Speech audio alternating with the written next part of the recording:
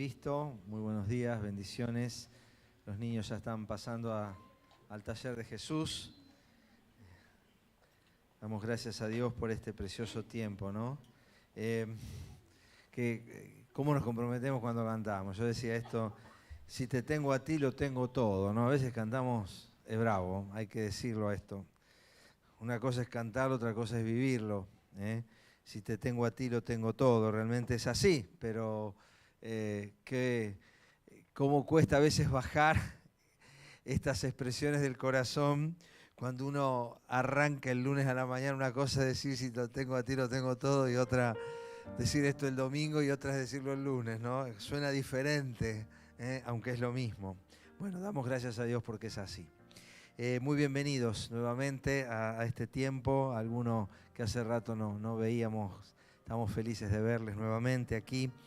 Y bueno, durante estas semanas, en realidad porque fueron 2 semanas, estuvimos como mandando placas y bueno, las figuras. Y bueno, se generó un exceso de expectativa, creo yo también, porque bueno, hemos tenido una visita extraordinaria el domingo pasado, la visita de Esperanza, ¿no? Allí del Zaire, del Congo en realidad, contándonos un poquito la tremenda situación que hay allí. Y bueno, estamos orando también, y bueno, sepan que está abierta la posibilidad de ayudar a este ministerio tan tremendo, ¿no? En una situación tan terrible como la que se vive en ese lugar y en tantos otros, ¿no? Pero bueno, eso hizo que en realidad pospusiéramos una semana más el tema de hoy, que se llama exceso de libertad. En realidad le pusimos así, porque vieron que ahora es obligación, es ley nacional, que todos los alimentos tienen que tener el logo, ¿no? Cuando hay un exceso de grasas, un exceso de azúcares, un exceso de sal, lo cual ha hecho que virtualmente todos los alimentos tengan eso, ¿no? Es más, esta semana leía que no están aconsejados los edulcorantes. Bueno, los que decían, bueno, no comamos azúcar, tomamos edulcorante. Tampoco el edulcorante. ¿Cuál es la solución de los nutricionistas? Coma amargo, tome amargo. Entonces, sin sal, sin azúcar, sin picante. Entonces, hay que comer brote de soja orgánico con agua mineral, porque si no, te vas de escala, ¿viste? O sea, llega un momento que vos decís, ¿qué como? ¿Qué tomo? ¿Cómo hago? ¿No? Exceso. Y como todos los excesos son malos, uno dice, bueno, ¿qué pasa con la libertad, no? Y en 1 Corintios 6:12, Pablo dice, todo me está permitido, ¿no? 1 Corintios 6:12, NBI, dice, todo me está permitido. Y mandamos ayer, creo, una placa con esa frase. ¿No será eso un exceso de libertad? Todo me está permitido. Uno dice, ¿todo? Pero cuando dice todo, todo. Todo en la Biblia es todo. Todo me está permitido. Eso es un exceso de libertad. Yo no puedo comer de todo, no puedo hacer de todo, no puedo vivir de todo. Como ahora también puedo, entonces tengo un exceso de libertad.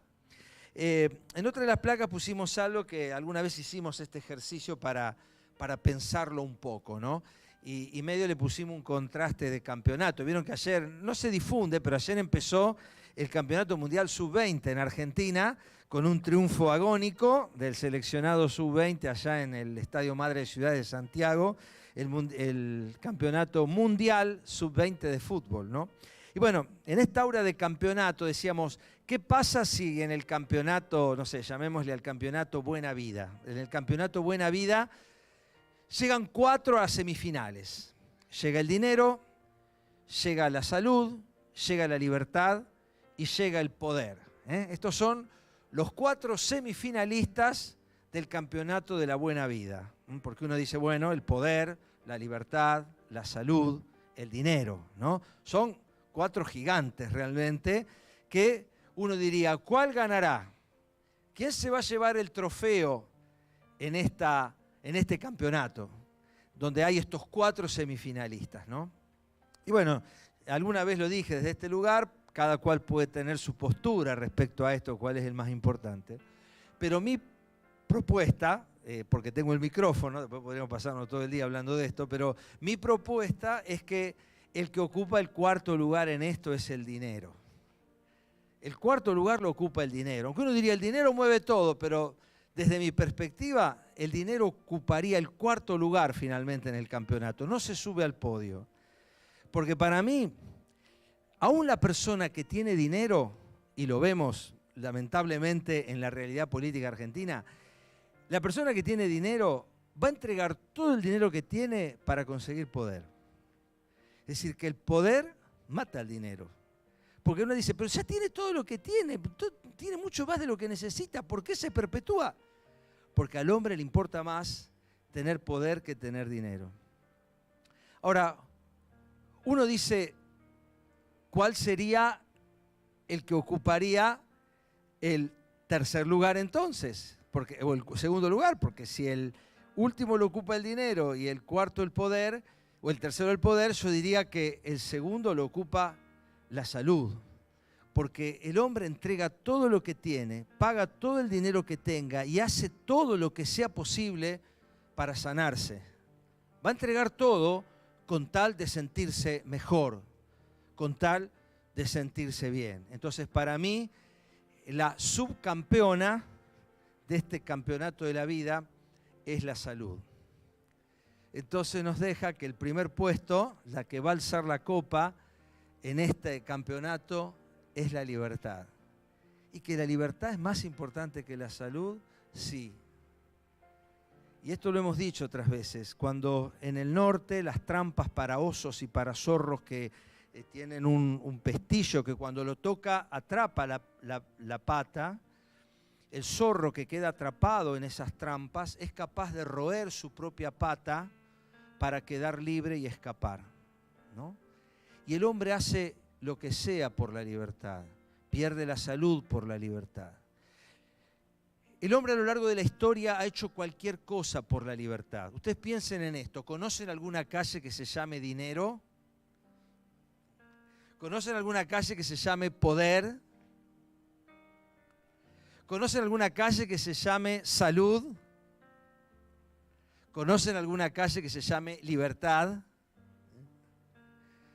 Paraná, Uruguay, Talcahuano, Libertad. Va en paralelo a la 9 de julio en Buenos Aires y está el Liberty Hall. Y hay un montón de calles y de edificios y de billetes y de un montón de cosas que se llamen libertad.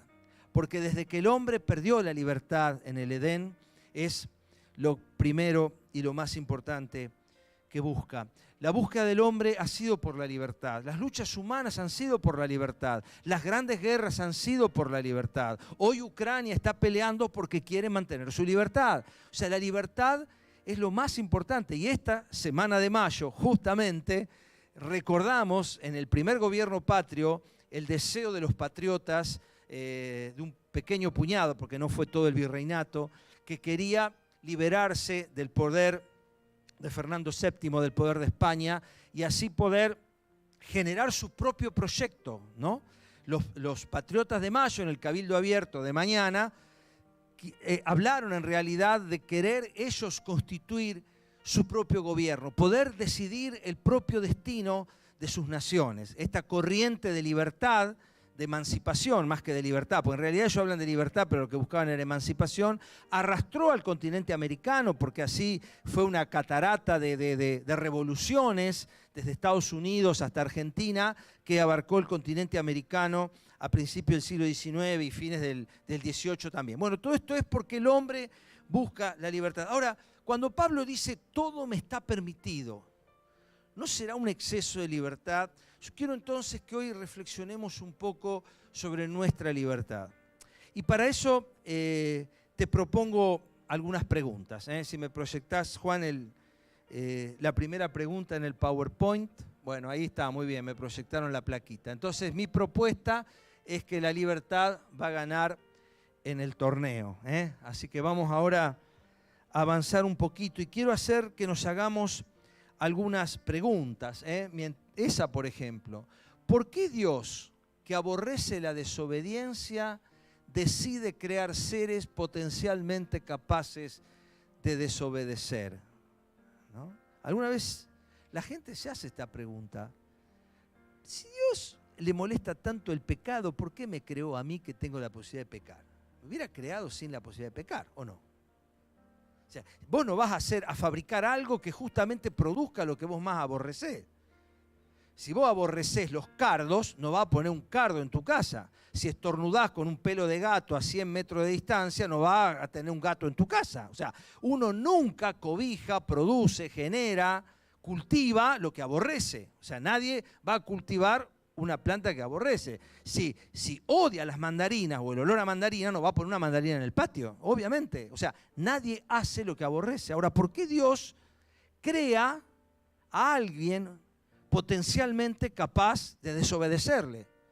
Y no contento con esto, lo hace 2 veces, porque primero crea a los ángeles y desobedecen, y después, perdonen la falta de respeto, pero no escarmiente y dice, ahora creo al hombre y también desobedece. Entonces, ¿por qué? ¿Por qué? ¿Por qué Dios decide crear criaturas potencialmente capaces de desobedecerle, siendo que la Biblia dice que Dios no puede ver el pecado? Hay muy pocas cosas que la Biblia dice que Dios no puede, porque Dios es omnipotente. Sin embargo, aunque Dios es omnipotente, la Biblia dice que hay cosas que Dios no puede. Y entre las cosas que Dios no puede, no puede ver el mal. Dios no puede ver el pecado. Eso dice la Biblia. Ahora, ¿por qué entonces, si Dios no lo puede ver, crea seres que son capaces de generar lo que Él más odia, lo que Él no puede ver? Y esta es una muy interesante pregunta que tiene una muy sencilla respuesta, pero que es muy compleja a la vez. Dios es amor. Y Dios, en su condición, en su esencia, anhela producir, crear seres capaces de replicar lo que es su esencia, que es el amor. Cuando Él decide crear, proyecta su esencia en la naturaleza, en lo creado. Dice la Biblia que todo lo creado habla de Dios. Las cosas invisibles de Dios, dice Pablo a los Romanos, se hacen claramente visibles a través de las cosas creadas, de modo que no tienen excusa. Esto dice Pablo, escribiendo a los Romanos en el capítulo 1. Ahora, si las cosas invisibles de Dios se hacen visibles, su amor también necesitaba ser expresado. Ahora, ¿cómo puede expresar amor alguien que no elige amar? Las montañas, los colibríes, las rosas y los caracoles no tienen capacidad de amar. No pueden amar. Aún el perro, que uno dice, nosotros tenemos un perro y que parece que a uno lo ama de una manera extraordinaria. En un sentido técnico, eso no es amor. Porque el amor requiere, por definición, la decisión de aquel que ama. El amor, al menos en el sentido bíblico, no es un sentimiento, sino que es una elección. El amor es una elección. Ahora, ¿cómo puede elegir amar a alguien que no es libre de hacerlo? No puede elegir amar. Por eso Dios decide crear seres que tengan la libertad de elegir amarlo o no. Dios no quiso crear seres que no tuvieran otra opción ciega que responder a Dios.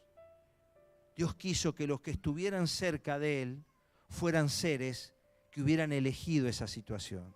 Los ángeles que hoy están con Él son seres que han elegido quedarse con Él.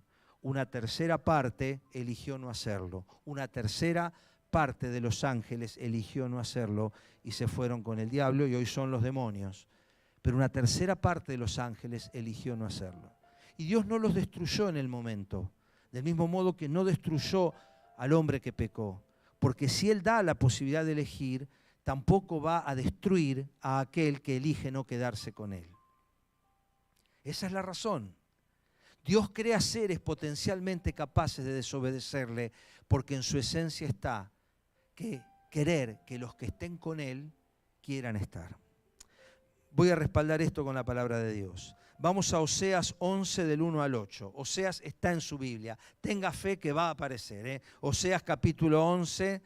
Vamos a buscar Oseas 11:1. Oseas es la profecía del corazón de Dios. Cuando Campbell Morgan hace su estudio sobre el libro de Oseas, lo llama el corazón de Dios. A Oseas le toca una profecía tremenda. Vieron que a todos los profetas le tocaron cosas distintas. A Oseas, ¿qué le tocó? Dios le dijo, andá y elegí a una mujer de vida pública. Él tenía que ir a elegir a una prostituta. Te vas y te vas a ir a casar con ella. Y vas a tener hijos con ella. Y cuando Oseas se casó y tuvo hijos con ella, esta mujer se fue y lo engañó muchas veces. Y Dios le dijo, ¿qué vas a hacer ahora? La vas a volver a ir a buscar y la vas a traer de nuevo con vos, ¿no? Este fue el mandato que tuvo el profeta Oseas, ni más ni menos. ¿Y por qué Dios quería que Oseas viviera esto? Porque él tenía que escribir sobre el corazón de Dios. Oseas 11:1. Desde que Israel era niño yo lo amé. De Egipto llamé a mi hijo. Porque Israel estaba en Egipto, ¿no? Después esto es usado proféticamente para el Señor Jesús. Pero cuanto más lo llamaba, más se alejaba de mí. Qué terrible cuando hay padres que experimentan esto también. Cuanto más tratan de acercar a un hijo, más se acerca más se aleja de él. Ofrecía sacrificios a sus falsos dioses y quemaba incienso a las imágenes. Yo fui quien enseñó a caminar a Efraín. Efraín es un nombre simbólico del Israel, ¿no? Efraín y Manasés, los hijos de José, son de algún modo, a veces Dios llama por uno de sus nombres a todo el pueblo. En otras palabras, yo le enseñé a caminar a Israel. Yo fui quien lo tomó de la mano, pero él no quiso reconocer que era yo quien lo sanaba. Lo atraje con cuerdas de ternura, lo atraje con lazos de amor. Le quité de la cerviz el yugo y con ternura me acerqué a alimentarlo.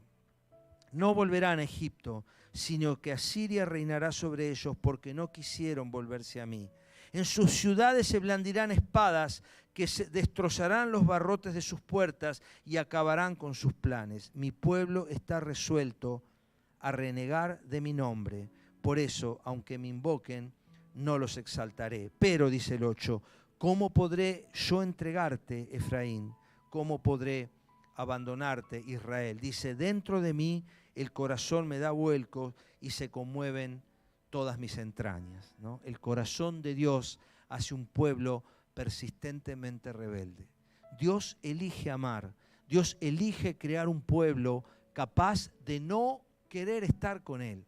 Y acá dice, yo te atraje con cuerdas de amor, yo te enseñé a caminar, yo fui quien te tomó de la mano, pero no me quisiste reconocer. Y en la vida del propio Señor Jesucristo, Juan 6:66, si lo querés buscar en la Biblia, ahí igual lo van a proyectar, Juan 6:66, Jesús acaba de alimentar a los 5.000 y está hablando del pan de vida y que comer su carne es verdadera comida, y esto escandaliza a muchos. Juan 6:66 dice, desde entonces muchos de sus discípulos le volvieron la espalda y ya no andaban con él. Así que Jesús les preguntó a los 12, ¿también ustedes quieren marcharse? ¿También ustedes quieren marcharse?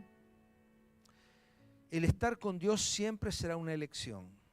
Y como está la elección de amarle, está la elección de desobedecerle. Así que cuando Dios elige crear seres, los crea libres, con la libertad de elegir. Porque el amor para Dios es una elección. Vamos a la segunda pregunta. ¿La ponemos, Juan?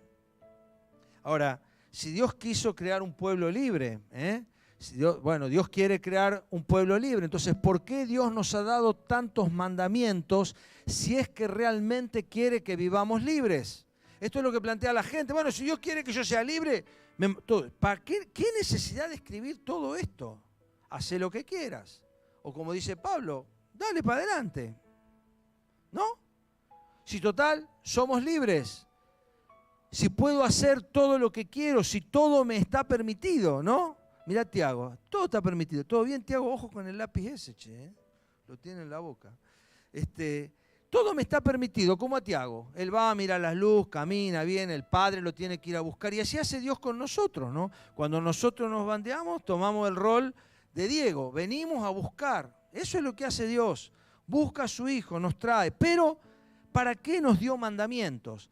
Bueno, vamos al origen, vamos a Génesis 3, vamos al inicio, cuando todavía el hombre no había caído. Génesis capítulo 3, este sí lo ubicamos fácil. Génesis 3:1.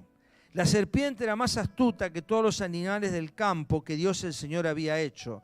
Así que le preguntó a la mujer, ¿es verdad que Dios les dijo que no comieran de ningún árbol del jardín? Típica pregunta del diablo. Así se va a acercar a tu vida. ¿Es cierto que Dios te dijo que no hagas esto? La mujer, como toda, y el ser humano, acá podría ser el hombre también, pero ocasionalmente es Eva, que tenía la mente clara. Acordémonos que todavía la mente de Eva no estaba contaminada por el pecado. Dios le dice, Eva lo pone en el lugar, le dice, ¿podemos comer del fruto de todos los árboles? Respondió la mujer.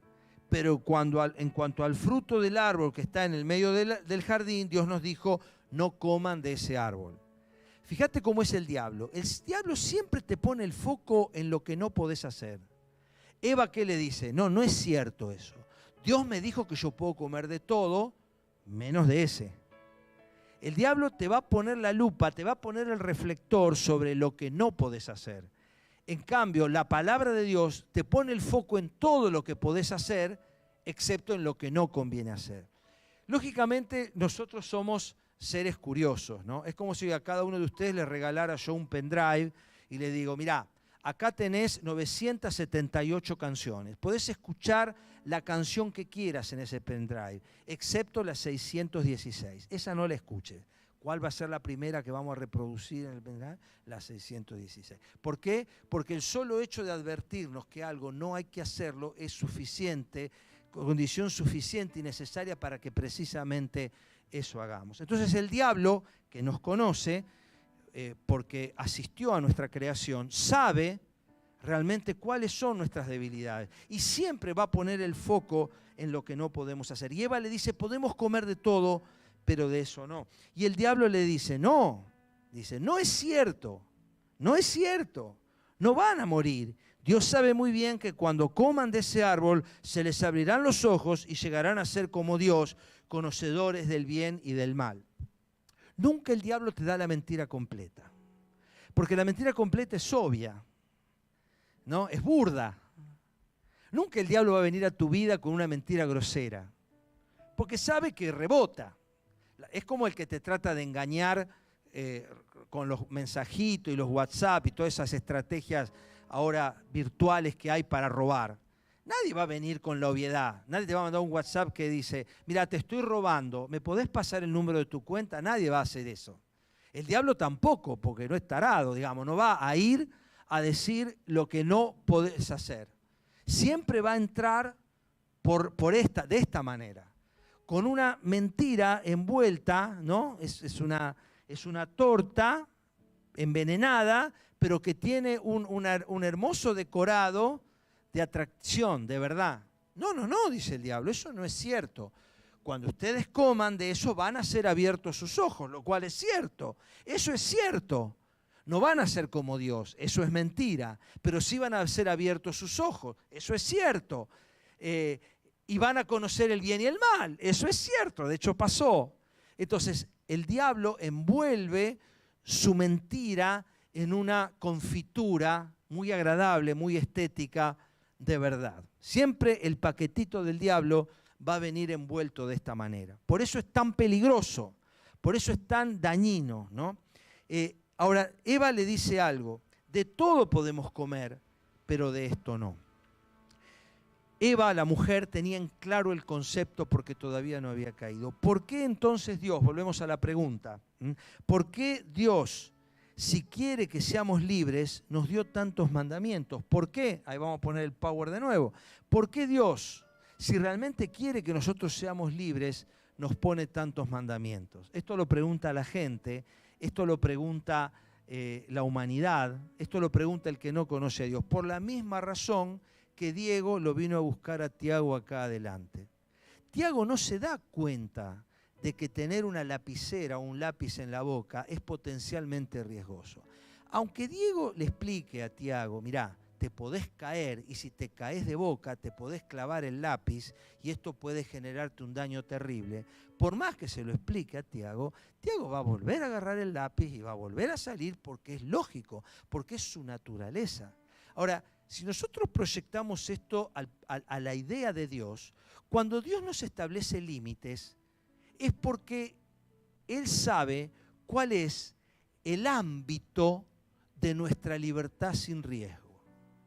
Cuando Dios te establece un guarrail en la vida, te dice, no traspongas esto, no es porque Él es malo, represor, heteropatriarcal, no tiene nada que ver con eso. No, Dios no nos pone ese límite porque es malo y odioso. Dios nos pone ese límite por la misma razón que Diego le pone el límite a Tiago. Y Tiago patalea y no quiere que se lo lleven atrás, porque él quiere seguir correteando con el lápiz en la boca. ¿Y por qué Diego es un represor malo y dañino que no quiere que el nene juegue y corra y toque el fuego y meta los dedos en el enchufe? ¿Por qué es un padre tan malo y represor, Diego? Perdón, Diego, que te usé con amor en Cristo, ¿no? ¿Por qué? ¿Por qué? Porque el padre logra ver cosas que el hijo no ve. Y si esto pasa en una relación humano-humano, que somos iguales, digamos, imagínense la diferencia que nos separa de Dios. Si la mínima diferencia, que son unos poquitos años que separan a Tiago de Diego, hace que Diego hoy tenga una perspectiva que Tiago no tiene, ¿qué pasa con nuestra perspectiva respecto a Dios, cuyos pensamientos están tan alejados de nosotros como el cielo y de la tierra? Entonces nosotros tenemos que pensar que toda vez que Dios nos pone, esto se lo digo a los jóvenes, a los adolescentes, cuando Dios te pone un límite, no es porque es malo, es porque sabe que dentro de ese ámbito podés circular con libertad. Imagínense que usted va por el camino de montaña, ¿no? A nosotros nos gusta en Córdoba andar, y uno dice, che, qué represor esta gente de vialidad, puso un guarrail ahí, con lo que a mí me encanta tirarme a los precipicios, ¿no? Nadie diría una pavada de este tipo. Agradecería que está el guarrail. No dice, che, mirá, pusieron una señal de curva peligrosa. Qué gente represora, mala, odiosa y diabólica. No, nadie dice eso. Menos mal que me avisan que hay una curva cerrada para que yo desacelere. Agradecemos las señales de prevención, de vialidad en la vida.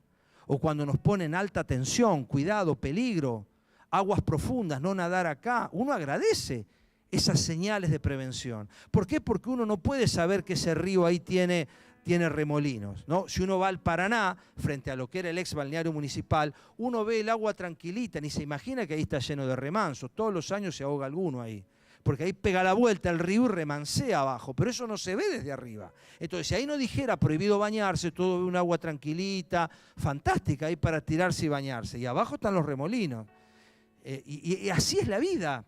Y si Dios no nos pusiera a nosotros esos límites, pisaríamos permanentemente el pasto, nos iríamos al pasto, porque los mandamientos de Dios no es para reprimirnos, sino para que vivamos una libertad sin riesgo.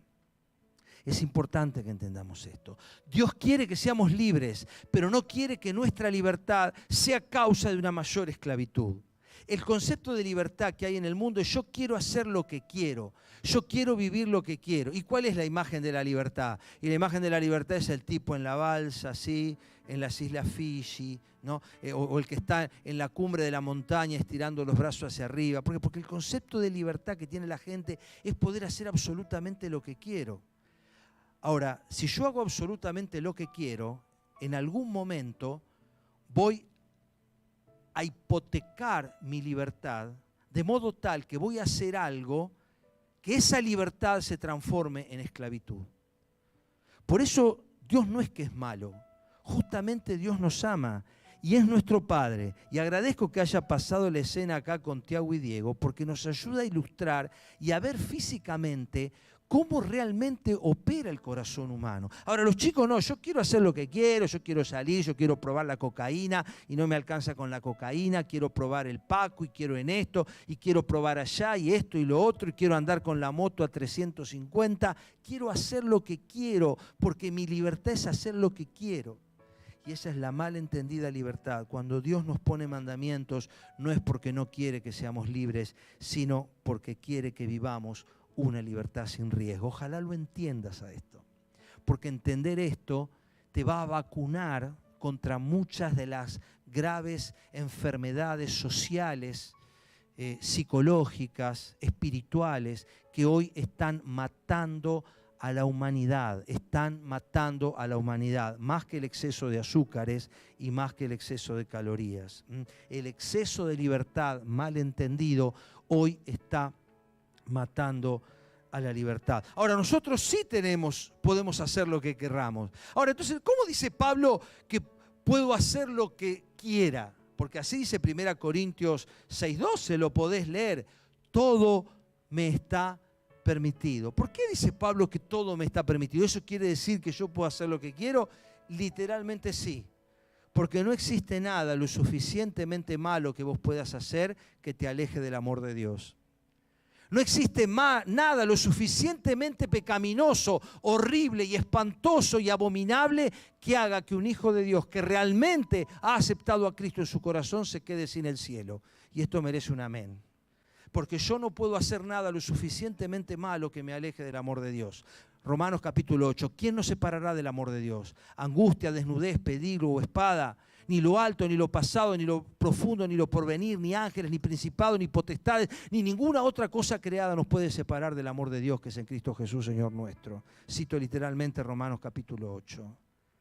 Entonces, si nada nos puede separar del amor de Dios, todo me está permitido. Porque nada tiene el poder más grande que la cruz de Cristo.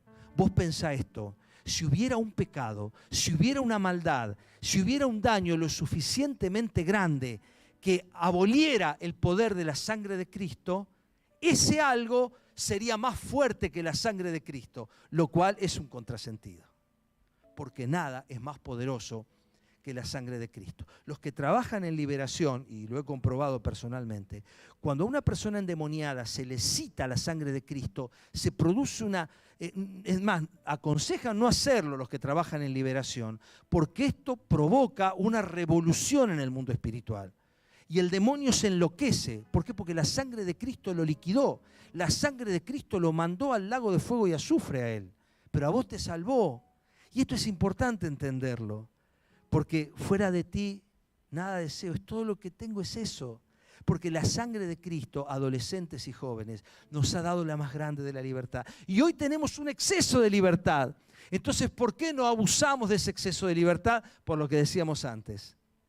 Si yo mal uso esa libertad, empiezo a ser esclavo de esa libertad mal entendida. ¿Alcanzamos a comprender esto? Es muy importante entender esto que estoy diciendo, porque nos ayuda a entender que cuando Dios nos dice que no hagamos algo, no nos está reprimiendo, nos está liberando de las consecuencias de un comportamiento que nos dañaría en primer lugar a nosotros mismos. ¿Qué gana Dios diciendo no mientas? ¿Qué gana Dios diciendo no mates? ¿Qué gana Dios diciendo no engañes a tu esposa? ¿Qué gana Dios?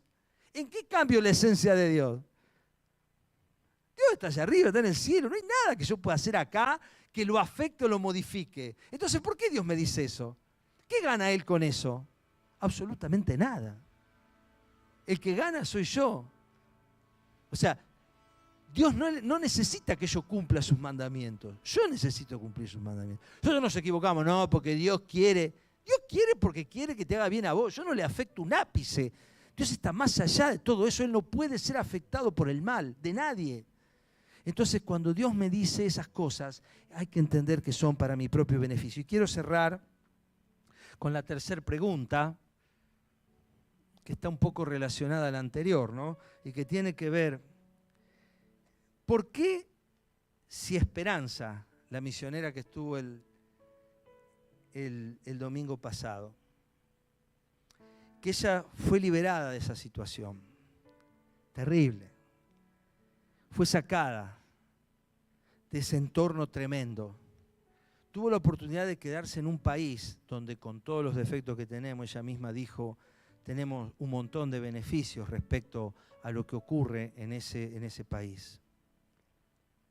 ¿Por qué ese anhelo por volver? ¿Por qué esas ganas de estar de nuevo ahí? Vamos a leer la última lectura, Deuteronomio 15:12. Quinto libro de la Biblia, Deuteronomio 15:12. Vamos a leerlo. Yo tengo la NBI. Está dentro del contexto del año del perdón de deudas. En el Israel antiguo había una época, un año, donde se perdonaban todas las deudas. Era el año 50, en el año 50 se tenían que perdonar todas las deudas. Las tierras volvían a sus propietarios. Y en realidad era un año de júbilo, el año 50. De ahí viene jubilación, que de júbilo no tiene nada, pero digamos, jubilación viene de júbilo, porque era el año 50, ¿no? Donde toda la tierra volvía a sus poseedores originales. Solo en este sistema la tierra se posee para siempre. Se los dejo ahí para no entrar en detalle porque no es el tema. Pero Deuteronomio 15:12. Si tu hermano hebreo, ley de Dios, Deuteronomio, si tu hermano hebreo, hombre o mujer, se vende a ti y te sirve. A ver, hago este contexto. ¿Por qué una persona podía venderse a otra? De golpe era una época en que no había cobertura social, no había seguros, no había nada que protegiera la vida social de las personas. De golpe una enfermedad, una plaga de langostas, la persona se quedaba sin cosecha y pasaba 2 años y perdía absolutamente todo. Entonces, antes de morir en la indigencia, se vendía como esclavo. Entonces le decía a alguien de la tierra, le decía, mira, yo te voy a servir como esclavo. A cambio de comida, de agua y de techo, yo te voy a servir como esclavo. Porque si no me voy a morir de hambre afuera. Entonces, esta era una costumbre que en realidad era un sistema de protección social cuando no existían un montón de recursos que hoy existen en la sociedad gracias a influencia cristiana. Y esto también lo dejo porque es otro tema. Pero en ese momento no existía absolutamente nada de todo eso. Entonces se vendían como esclavos.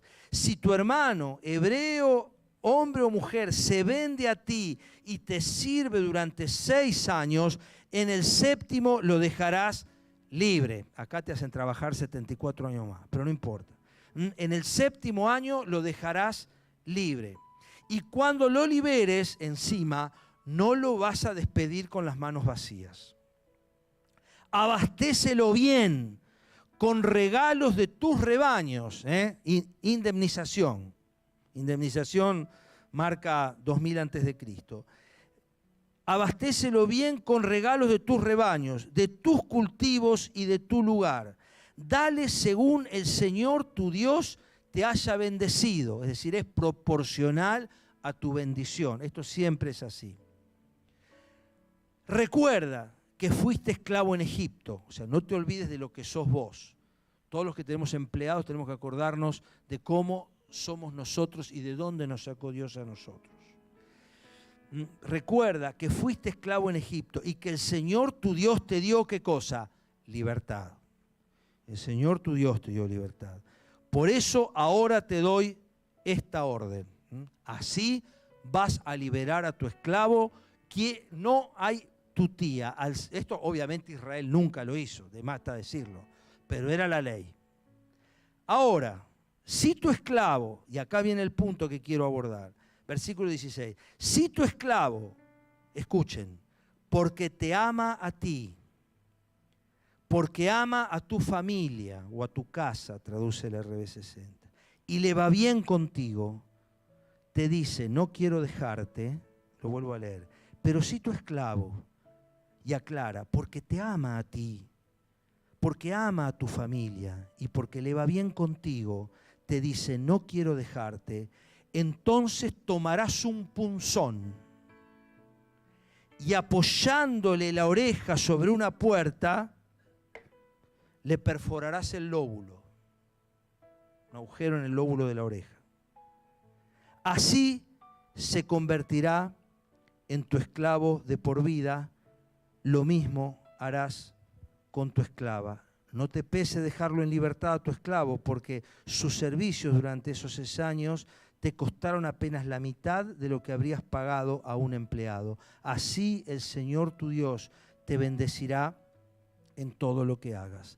Vuelvo sobre el versículo 16. Pero si tu esclavo, porque te ama a ti y ama a tu familia y porque le va bien contigo, te dice, no quiero dejarte, entonces tomarás un punzón y apoyándole el lóbulo de la oreja contra una puerta, lo perforarás y así será tu esclavo de por vida.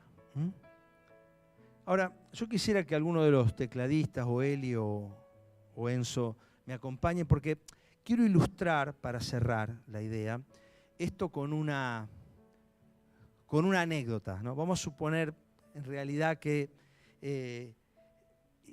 dramatizo, teatralizo un poco esto que acá pasa. Todos captaron lo que dice este pasaje. Ahora, vamos a imaginarnos una escena, Vamos a imaginarnos una escena. Vamos a imaginarnos que un hombre, un israelita, viene cabalgando, quizás años 200, supongamos, 100 o 200 antes de Cristo, no importa. Este hombre israelita va cabalgando por Judea, por Palestina, y se da cuenta a la caída de la tarde que ha errado el camino, que se ha equivocado por donde va. El sol está cayendo y él no quiere quedarse en los caminos peligrosos de Jerusalén, de Israel, por miedo a ser asaltado. Entonces dice, ¿qué hago ahora? ¿A dónde voy? Y en este relato ficticio, que es nada más que una alegoría, imaginemos que ese jinete ve a lo lejos unas luces encendidas de una lejana casa. Rápidamente apura su cabalgadura y con las primeras luces, con las primeras estrellas de la noche, entra por el portal de esa finca. Se da cuenta que es una finca importante, que no es una casita así nomás, es toda una estancia.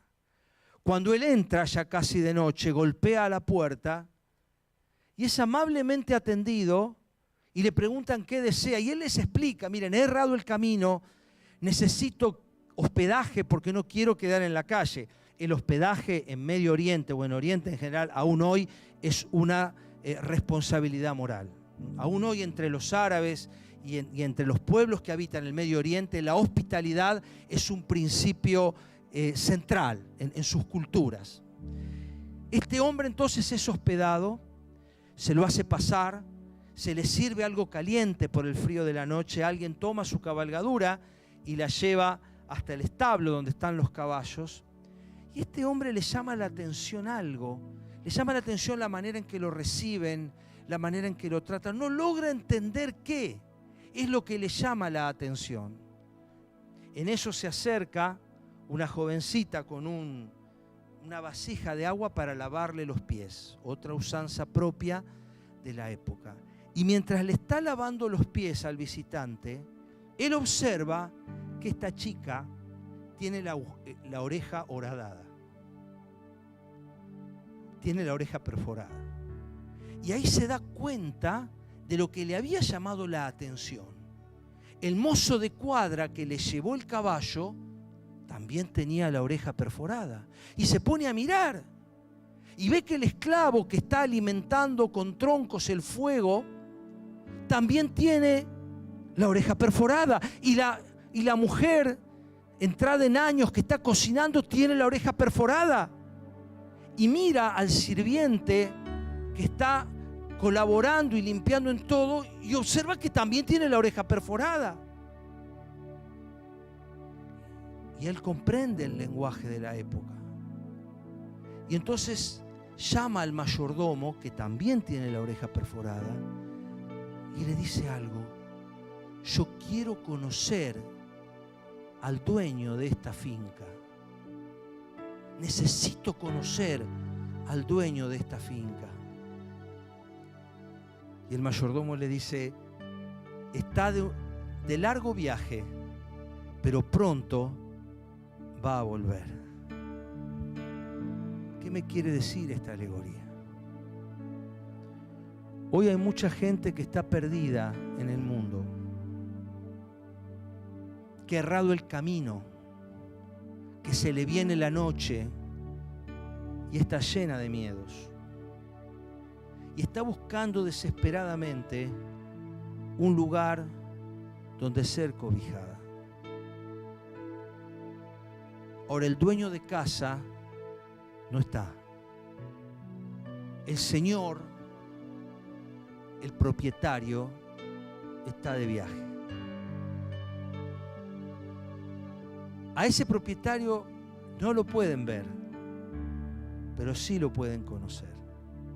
Porque del mismo modo que este viajante comprendió que la persona dueña de esa finca era una persona extraordinaria, también la gente que no puede hoy ver a Cristo, que no tiene manera de ver a Jesús, puede conocer el carácter del Salvador a través de sus siervos.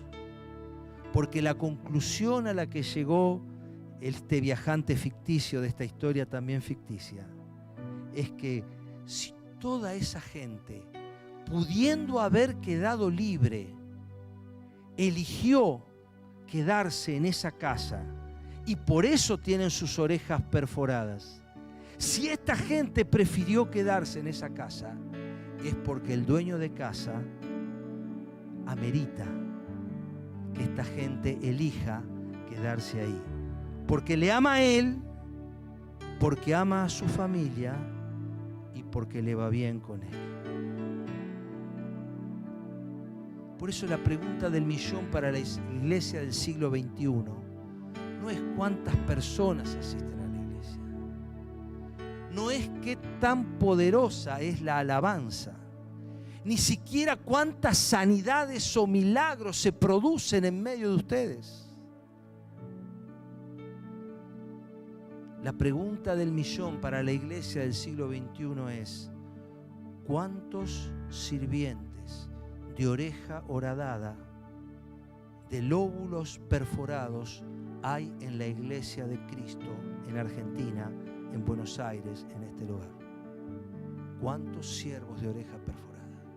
Porque solo a través de los siervos de oreja perforada, el visitante que no conoce al dueño de casa querrá verlo y querrá hablar con él.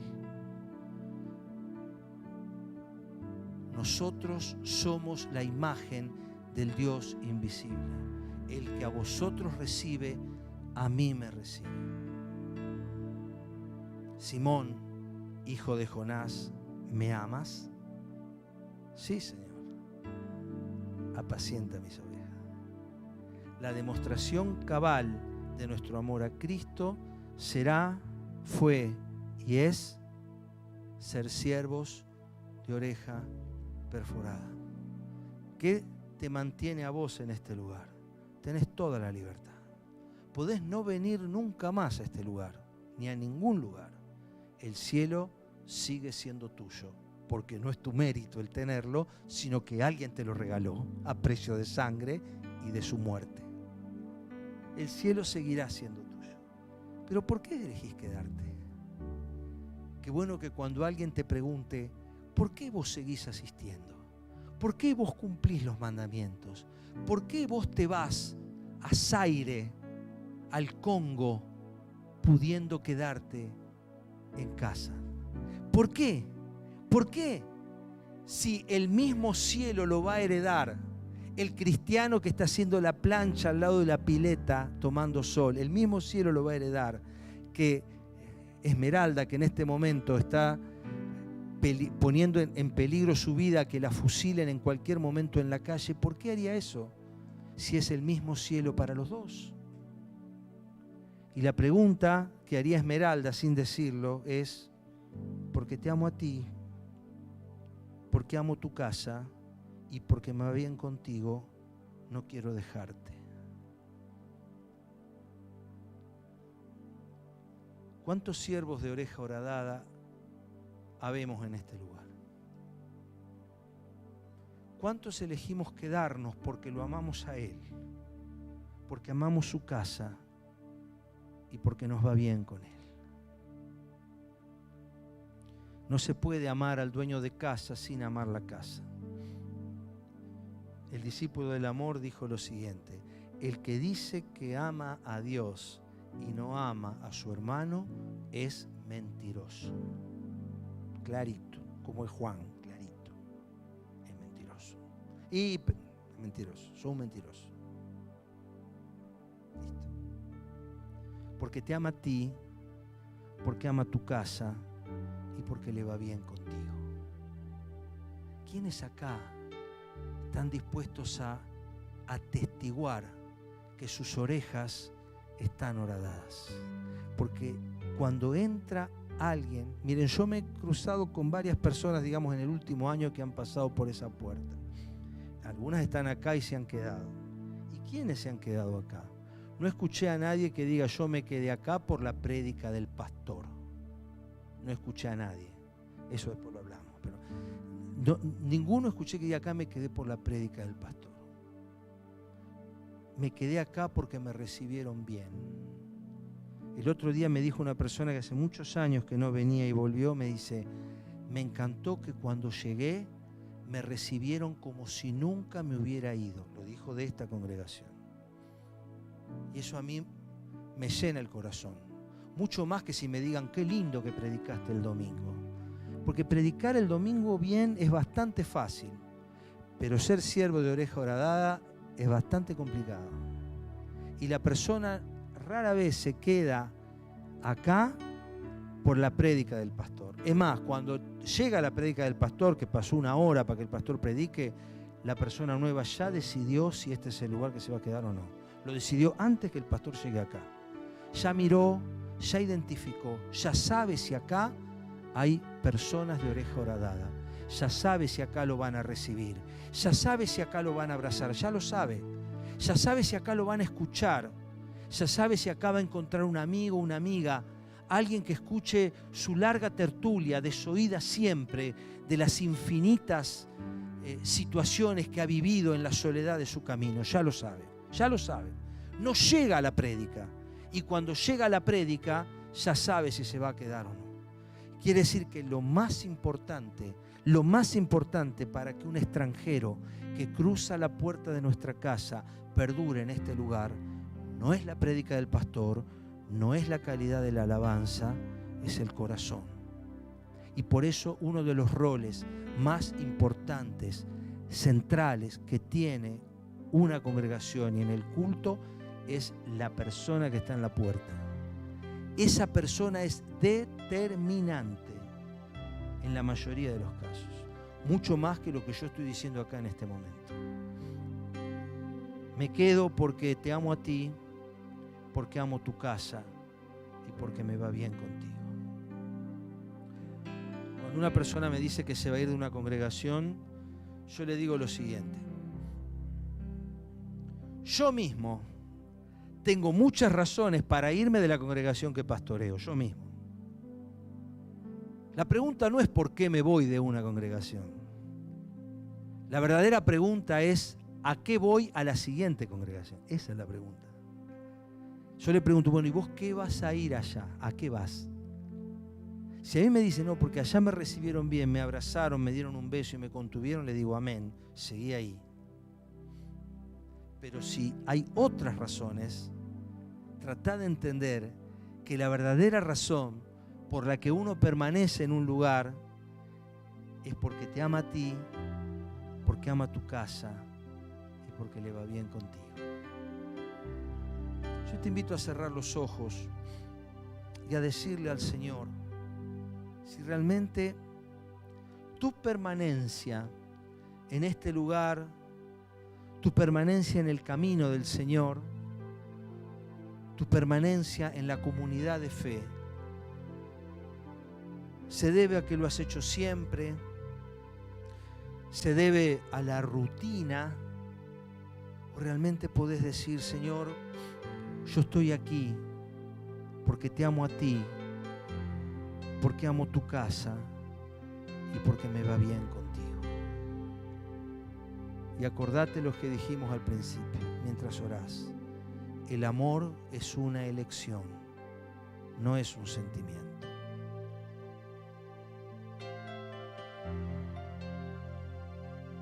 La medida de amor a un hijo no es cuánto yo siento por ese hijo. La verdadera medida de amor a un hijo es cuánto vos estás dispuesto a entregar por ese hijo. La medida de tu amor a tu vocación o a tu profesión no es que tan atractiva te resulta tu vocación o tu profesión. La verdadera medida de tu amor hacia eso es qué estás dispuesto a entregar o a sacrificar por eso. La medida de tu amor siempre será la medida de tu entrega, siempre. Porque te ama a ti, porque ama tu casa, porque le va bien contigo. Yo te invito a que renuncies en este momento, en el nombre de Jesús, a todo pensamiento que te invite a despreciar a la familia de Dios. Porque el que a uno de ellos recibe, a mí recibe, dijo Jesús. Pero el que los rechaza, yo les aseguro, dijo Jesús, que será más tolerable el castigo de Sodoma y Gomorra que al que los rechazó. Porque te ama a ti, porque ama tu casa y porque le va bien contigo. Señor, nosotros declaramos que nos va bien con vos, Señor. Nos va mucho mejor que con cualquier otro intento o prueba que hayamos hecho. Y por eso, Señor, en este momento te pedimos que nos ayudes a entender, como vamos a cantar ahora, que tú eres nuestra plenitud, que en ti lo tenemos todo. Y, Señor, ayúdanos a creer que es en tu familia, con sus defectos, con sus errores, con sus graves falencias, con sus humanidades descarnadas, Señor, visibles, que reflejan nuestra incompetencia en tantas cosas, Señor, que reflejan nuestra humanidad caída, Señor. A pesar de todo eso, nos quedamos porque te amamos a ti, porque amamos tu casa, Señor, que es tuya, pero que también es nuestra, porque amamos tu familia, porque nos va bien contigo. No hay otra razón para quedarse. No hay otra razón importante para horadar tu oreja. Pero qué lindo sería que hoy en esta noche vos digas: Señor, voluntariamente pongo mi oreja contra el poste y te pido en el nombre del Señor Jesucristo que tomes una lesna y la perfores. Tomes una lesna y la perfores.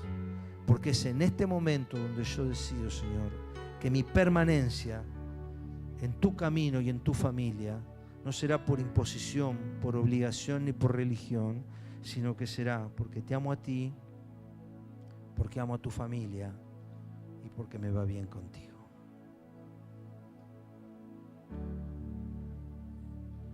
Y cuando vuelva el Señor de la casa, como dijo Jesús, preguntará: ¿vos qué hiciste con los talentos que te dejé? Vuelve del largo viaje. Qué bueno que vos digas: hice esto. Y Él te puede decir: bien, buen siervo y fiel. Sobre poco fuiste fiel, horadaste tu oreja, sobre mucho te pondré. Entra en el gozo de tu Señor.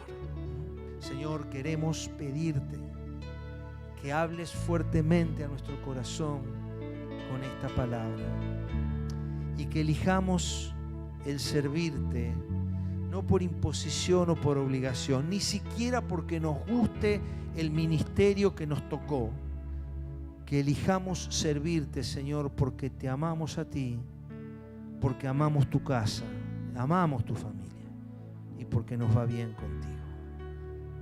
Y, Señor, permítenos como comunidad de fe abrazar a los que entran desorientados del camino, a los que vienen errantes porque perdieron el rumbo y se les hace la noche y tienen miedo a ladrones y salteadores y vienen buscando el calor de nuestro fuego.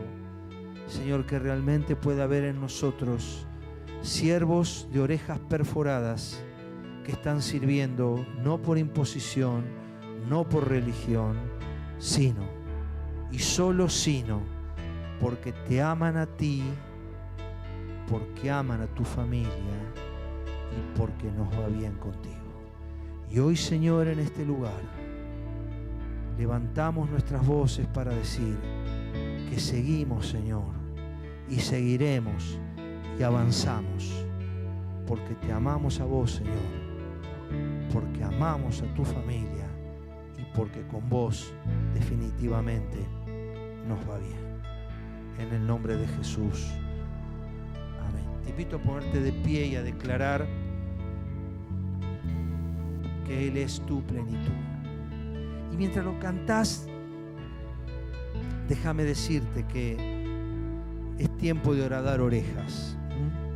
Estoy leyendo un libro de Valerga, Sergio Valerga, que se llama La Iglesia Relacional. Y Valerga, que es argentino, pero que hoy lidera en Estados Unidos E625, Estados Unidos, el ministerio que fundó Lucas Leis. Valerga dice lo siguiente: el activo más grande que tiene la Iglesia de Jesucristo es el poder relacional. El activo más grande que tiene la Iglesia de Jesucristo es el poder relacional. No son sus dones, no son sus capacidades, su poder organizativo, su liderazgo, su música, su convocatoria, su proyección, su cantidad. El activo más importante que hoy tiene la Iglesia de Jesucristo es la capacidad de relacionarse. Hagamos uso de ese activo. En un mundo que potencia el individualismo, sepamos y creamos que la Iglesia del último tiempo será la Iglesia relacional. Que Dios te bendiga. Vamos a cantar que Él es nuestra plenitud. Adelante.